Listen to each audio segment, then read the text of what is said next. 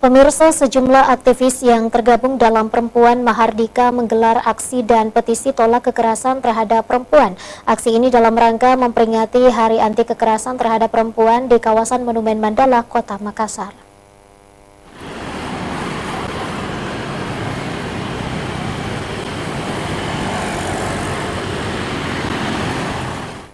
Dalam rangka memperingati 16 Hari Anti Kekerasan Terhadap Perempuan yang dilaksanakan setiap tanggal 25 November hingga 10 Desember, sejumlah aktivis perempuan Mahardika menggelar aksi petisi tolak kekerasan terhadap perempuan, bertempat di Monumen Mandala, Jalan Jenderal Sudirman.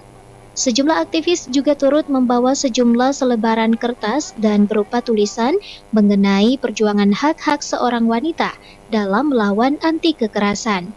Salah seorang aktivis mengungkapkan di peringatan Hari Anti Kekerasan Terhadap Perempuan, ia terus memperjuangkan hak-hak sebagai perempuan.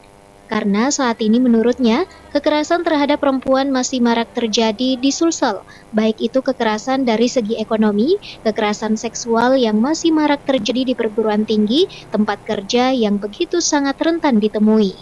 Afifah menuturkan, negara harusnya dapat memperjuangkan dan memastikan ruang aman bagi perempuan, agar tidak mengalami tindak kekerasan, baik itu secara fisik maupun non-fisik.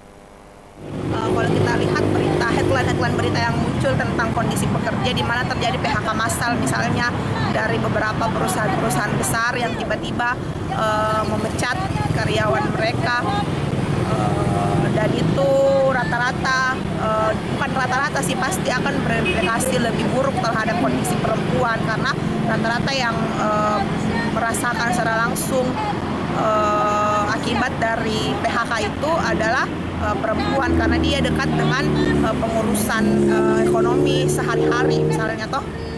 Selanjutnya itu tentang kasus kekerasan, selain kekerasan ekonomi juga kekerasan seksual yang masih sering dialami sama teman-teman perempuan, entah perempuan di ruang manapun itu, entah di perguruan tinggi ataupun di tempat kerja, sangat rentan mengalami kasus kekerasan seksual.